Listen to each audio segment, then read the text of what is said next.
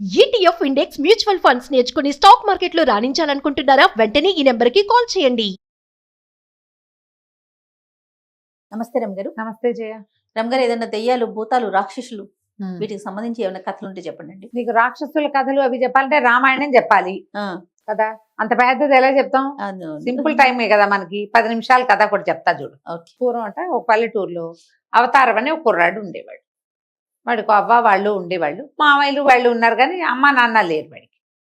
ఒక ముసలి మామగారు అతనికి తోడుగా ఉండేది. వీడికి ఉద్యోగం వచ్చింది. పట్నం వెళ్ళి ఉద్యోగం ఇంటర్వ్యూ వ్యవహారాలన్నీ చూసుకుని వచ్చాడు. వాళ్ళు వచ్చి ఉద్యోగంలో చేరమన్నారు. ఇంటికి వచ్చి బట్టలు గిట్లు తీసుకెళ్ళటానికి వచ్చి అవ్వకి చెప్పాడు, నాకు ఉద్యోగం వచ్చింది అవ్వ, వాళ్ళు ఒప్పుకున్నారు, నేను బట్టలు సర్దుకుని వెళ్తాను, కాస్త ఇల్లు వాకిలి చూసుకున్నాక కబురు చేస్తాను, నువ్వు వద్దు కానీ అందాక నేను ఎక్కడో తింటాలే ఏదో చెప్పాడు. అవ్వ ఏమంది, వరే మరి ఆదిలక్ష్మి పెళ్లి కదరా, నువ్వు వెళ్ళవు అంది. వీడు గుర్తొచ్చింది, ఆదిలక్ష్మి వీడి మేనమావ కూతురు. ఆ అమ్మాయి ఒక్క 2 ఏళ్ళు ఎంతో పెద్దది. చిన్నప్పుడు మేనమావ గారింట్లో తల్లి తను ఉండగా బాగా ఆడుకునే వాళ్ళు ఇద్దరు కలిసి. అయ్యో మరి ఆదిలక్ష్మి పెళ్లికి వెళ్ళకపోతే ఎట, రేపు మధ్యాహ్నమో ఎప్పుడో పెళ్లి, సరేలే పడుకో తెల్లవారుజామునే బయలుదేరుదుగా అని అందాం. అబ్బే తెల్లవారుజామున వెళ్తే పెళ్లి సమయానికి అందుకుంటాను, అటా కాదు ఇప్పుడు గట్టిగా అన్నం తిని కాలు జాడిచ్చి వెళ్ళిపోయాను అనుకో, ఏ రాత్రికో చేరిపోతా, పడుకుంటే తెల్లవారి పెళ్లి పనులలో జొరపడచ్చు, పొద్దున్నే కనపడతానన్నాడు. అవ్వేమంది, ఒరే ఈ దారి మంచిది కాదంటే, నన్నేం చేస్తాయి, దారి మంచిది కాకపోతే మాత్రం నేను వెళ్లాల్సిందేనన్నాడు. సరే ఆవిడ ఏం చేస్తే, ఆవిడంత ప్రయాణాలు చేయగలిగే ఆవిడ కాదు, పెళ్లి గిల్లికి ఆవిడ రాదు, ఏవోమో అవి ఇవి కట్టించింది. సరే 7:30 గంటలకు అట్లా భోజనం చేసేశాడు. ఆవిడ కట్టించిన 2 సంచులు భుజాన్ని వేసుకుని గాల్లో తేలిపోతూ పెళ్లికి వెళ్తున్నాడు. ఇప్పుడు ఉద్యోగం కూడా కుదిరిందిగా, మామయ్య సంతోషిస్తాడని ఆలోచించుకుంటూ వెళ్ళాడు. వెళ్తే ఏమైంది, దారిలో వాడికి 2 పిశాచాలు తారసపడ్డాయి. పట్టుకుని వీడు లోపల ఉనికిపోతున్నాడు, బయటికి మాత్రం బాగా టైట్గా నుంచున్నాడు.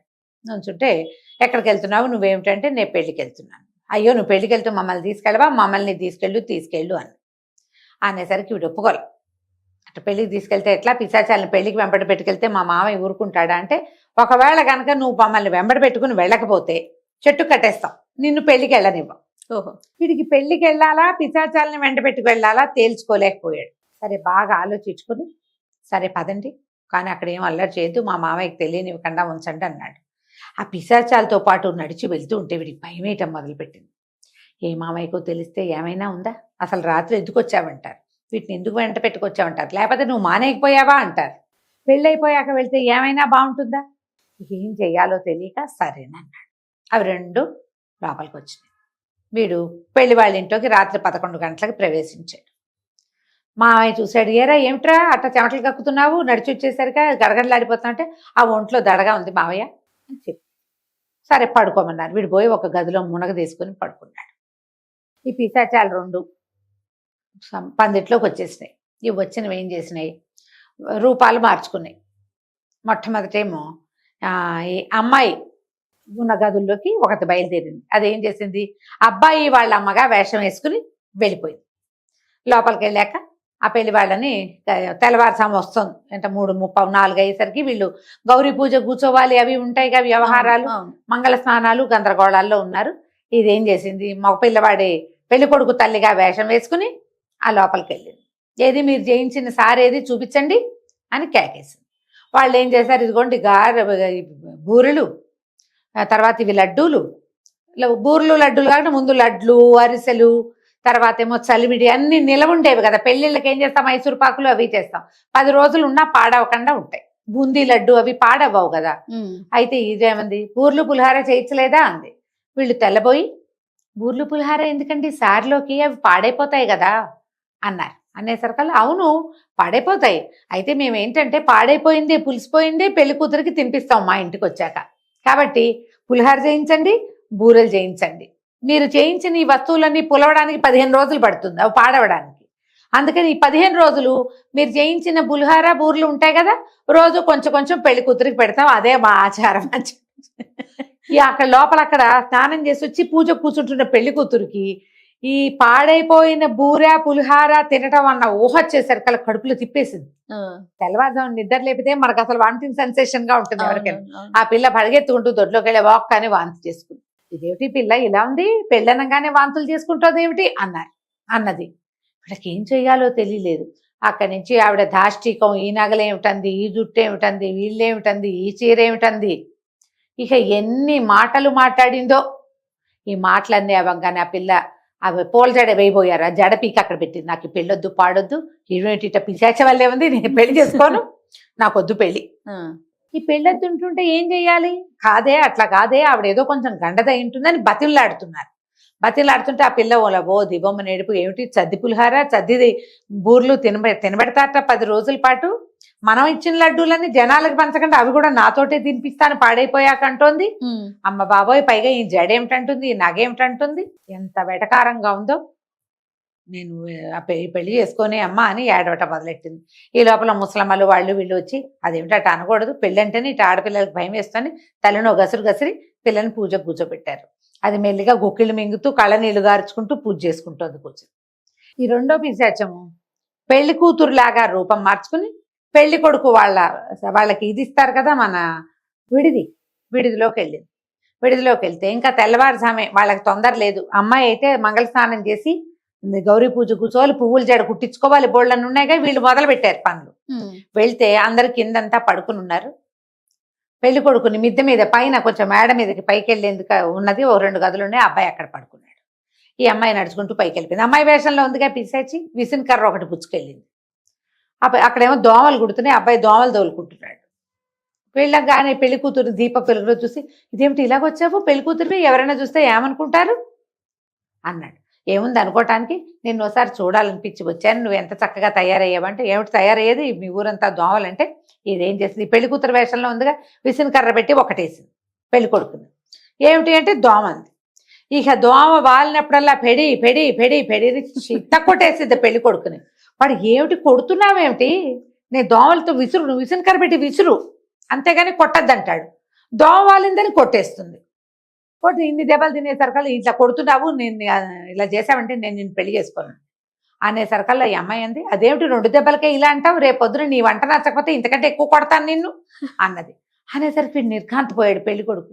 ఏమిటి పెళ్ళయ్యాక నేను వండాలా అన్నాడు. మరి నువ్వు కాకపోతే ఎవడు వండుతాడు, మా ఇంట్లో అందరంతే, పెళ్లి చేసుకున్నావంటే పెళ్లి కొడుకు వండాల్సిందే. ఒకవేళ వంట నచ్చలేదనుకో నేను చిత్త కొట్టేస్తా, నేను ఊరుకోను, అందుకని నీకు శాంపిల్గా ఈ కొడుతున్నాను అని చెప్పి చిత్త కొట్టు వదిలిపెట్టింది ఆ విసిన్ కర్రతోటి. వీడు లబో దిబోమని అమ్మ అక్క అని కేకలు పెట్టాడు. అమ్మాయి వేషంలో ఉన్న పిశాచేమో దిగెళ్ళిపోయింది. అమ్మ అక్క వీడేదో అరుస్తున్నాడని ఆ పిల్ల దిగుతోంది, వాడు చూసుకోలేదు, పిశాచి కాదు కనపడలా. పైకి ఎక్కారు. ఏమిట్రా అంటే, అమ్మ ఆ పెళ్లి కూతురు సావిత్రి లేదు, అది ఆదిలక్ష్మి లేదు, అది వచ్చిందమ్మా అన్నాడు. అది రావటం ఏమిట్రా, గౌరీ పూజ వేళ నువ్వు ఇంకా తెగులు నీళ్ళు పోసుకుందువు కానీ అని వాళ్ళమ్మ కసిరింది. కాదే అమ్మ, అదే వచ్చింది, చూడు ఒళ్ళంతా ఎట్ట కొట్టేస్తుందో, తీరా దీపం పెద్దది చేసి చూస్తే వాడి చేతుల మీద మొహం మీద అన్ని చోట్ల దెబ్బలే ఎర్రగా. ఇప్పుడు విసిన్ కర్ర పదును బరగ్గా ఉంటుంది కదా, విసిన్ కర్ర అంటే తాటాకు విసిన్ కర్ర, అది ఆ అంచు తగిలితే గీరేస్తుంది, మండిపోతున్నాయి చేతులు అవిను. వీపు మీద కూడా కొట్టిందమ్మా అని చొక్కా ఎత్తి చూపిస్తే చొక్కా కిందంతా దెబ్బలే ఉన్నాయి. అదే నన్ను కొట్టింది, ఈ పిశాచంలాగా ఉంది, నాకు ఆ పెళ్లిగా వద్దన్నాడు వాడు. ఈ లోపల ఏమైంది, తెల్లవారుజాము అయిపోయింది కదా. ఈ పెళ్లి కొడుకు వాళ్ళు లేచారో లేవలేదో చూడ్డానికి పెళ్లి కూతురు మేనమామ, ఓ బాబాయి, ఒక ఆవిడ సామాన్లు పుచ్చుకుని, అంటే పొద్దున్నే ఏదో మంచి వేడి నీళ్ళు అవి పుచ్చుకుని కుంకం బొట్లు పుచ్చుకుని వచ్చారు. పొద్దున్నే వీళ్ళకి కుంకుడుకాయలు సబ్బులు అవి ఇస్తారు మన పెళ్లిళ్ళలో కూడా. అవి పుచ్చుకొచ్చిన వాళ్ళు, నేను చచ్చినా ఈ పెళ్లి చేసుకున్న అదొట్టి పిశాచంలా ఉంది అన్న వాక్యాలు వినపడ్డాయి వాళ్ళకి. అయ్యో అయ్యో ఏమిటి ఇట్టా అంటున్నాడని, నువ్వు ఉండరా అని ఒకడు ఏం చేశాడు, పరిగెత్తుకుంటూ వెళ్ళి పెళ్లి కొడుకు ఈ పిల్లని పెళ్లి చేసుకోని అంటున్నాడని పోయి అక్కడ చెప్పాడు. పెళ్లి కూతురు వాళ్ళకి చెప్పేశాడు. మరి విన్నారుగా. ఈ లోపల ఏమైంది, ఎప్పుడైతే ఈ పిల్ల ఏడుస్తూ కూర్చుందో, ఎవరో మేనమావ కూతుళ్ళు 2 ఆడపిల్లలు వచ్చారు. ఇందుకే వదినా ఏడుస్తున్నావు అన్నారు. నేను ఈ పెళ్లి చేసుకుని వాళ్ళ అమ్మ ఎంత రాకాసిలా ఉందో, రేపు పొద్దు నుంచి చంపుతుంది, చదుపులహార పెడతానంటోందే అని అదే ఏడవటం మొదలెట్టింది. ఈ పిల్లల ఒక కోణంగి కిందకెళ్ళి ఆ పెళ్లి కూతురు కూడా ఈ పెళ్లి చేసుకున్నట్టుందో హోయ్ అని చెప్పేసి అది చెప్పేసరికి ఏమైంది, వాళ్ళకి కామన్ చుట్టాలు కొంతమంది ఉంటారుగా, అందులో ఉన్న కుర్రాడు ఒకడు పిల్లది ఒకటి, వీళ్ళు పరిగెత్తుకుంటూ వెళ్ళి పెళ్లి కూతురు పెళ్లి చేసుకుంటాను అంటోంది, అత్తగారు పిశాచని చెప్పుకుంటున్నారు అక్కడ అనేసరికి అత్తగారు తెలిపింది, నేను ఎప్పుడు మాట్లాడాను, అసలు ఆవిడకి నోట్లో నాలికే లేదు. ఇక లబో దిబో నానా గందరగోళము అయిపోయింది. అందరూ మాట్లాడేసుకున్నారు ఎవరి దారిని వాళ్ళు. మాట్లాడేసుకున్నాక ఏమైంది, ఈ మాటలు గొడవ అయిపోయింది. ఆ వీడిదిల్లు పెళ్ళిళ్ళు ఎదురు బదురు వీళ్ళే. ఇటు నుంచి అటొకడు వెళ్తున్నాడు, అటు నుంచి ఇటొకడు వస్తున్నాడు. వాడు చేసుకోని అంటున్నాడు అని ఇక్కడ చెప్తారు, ఇది చేసుకోని అంటుందని అక్కడ చెప్తారు. అందరూ బయట చేరారు, గందరగోళంగా మాట్లాడుకుంటున్నారు. ఈ లోపల ఏమైంది, మేనమావకి జ్ఞాపకం వచ్చింది. రాత్రి అవతారం వచ్చాడు, తెల్లవారుజాము నుంచి అర్ధరాత్రి వచ్చాడు. వాడికి ఓ పక్కన పుట్టాడు జ్వరం అన్నాడు. వాడికి అసలు వైద్యం కుదిరిందో లేదో, ఈ పెళ్లి కోసం అనవసరంగా చలివేళ బయలుదేరి వచ్చాడు అని అవతారం ఏడ్రా అంటే వాడు గదిలో వణుక్కుంటూ కూర్చున్నాడు. మావయ్య లోపలికి వెళ్ళేసరికి వీడు గజగజ వణుకుతూ, మావయ్య నన్ను క్షమించు, 2 పిశాచాలు కనపడ్డాయి దారిలో, వాళ్ళని వెంబడి పెట్టుకొచ్చాను. చేసిన వీడికి తెలీదు, బయట ఏం జరుగుతుందో తెలియటలా. ఎప్పుడైతే ఈ పిశాచాలు వచ్చినాయి, వాళ్ళు పెళ్లి వాళ్ళలాగా వేషం వేసుకుని వస్తామని చెప్పినాయి, 2 ఆడవేషాలతో వచ్చారు ఆనంగానే ఈయనకు అర్థమైంది. ఓహో ఇది జరిగింది, ఓ పిశాచం అక్కడికి ఓ పిశాచం ఇక్కడికి వచ్చి ఇదిగో ఇది ఈ తంతంతా చేసేసినాయని ఈయన బయటికి వెళ్ళి, ఒరే ఆంజనేయ స్వామి విగ్రహం పైన ఎక్కడుందో పట్టుకురండి రా, ఒకసారి భజన చేద్దామన్నారు. వాళ్ళ ఇంట్లో ఒక ఆంజనేయ స్వామి ఉన్నాడు లోపల. ఎప్పుడైతే ఆంజనేయ స్వామి బయటకు వచ్చి వీళ్ళందరూ ఆంజనేయ స్వామి భజన మొదలు పెట్టగానే 2 పిశాచాలు ఈ చక్కగా బట్టలు కట్టుకుని పెద్ద మనుషుల్లాగా తిరుగుతున్నాయి అక్కడ. అవి ఎవరు చుట్టాలో తెలియదు, వీళ్ళ చుట్టాలని వాళ్ళు అనుకుంటున్నారు, వాళ్ళ చుట్టాలని వీళ్ళు అనుకుంటున్నారు. అదే వాళ్ళంత మంది వస్తారు కదా ఆడవాళ్ళు, వీళ్ళిద్దరు ఒళ్ళు మంటలు పెడుతున్నట్టుగా కేకలు పెట్టి పరిగెత్తుకుంటూ బయటికి గుమ్మల నుంచి బయటకు వెళ్ళిపోయి ఎగిరిపోయారు. ఏం లేదు అక్కడ. అప్పుడు వాళ్ళు వీళ్ళు ఎదురు బదురు కూర్చుని ఎవరెవరు ఏం మాట్లాడారో మాట్లాడుకుని, అసలు ఆవిడ ఆ ఈ అమ్మాయి గౌరీ పూజ కూర్చుంది, అది రాలేదని. తర్వాత ఏమో అసలు ఆవిడ అత్తగారికి నోట్లో నాలుకెలేదు, పైగా ఆవిడకి నత్తి ఉంది.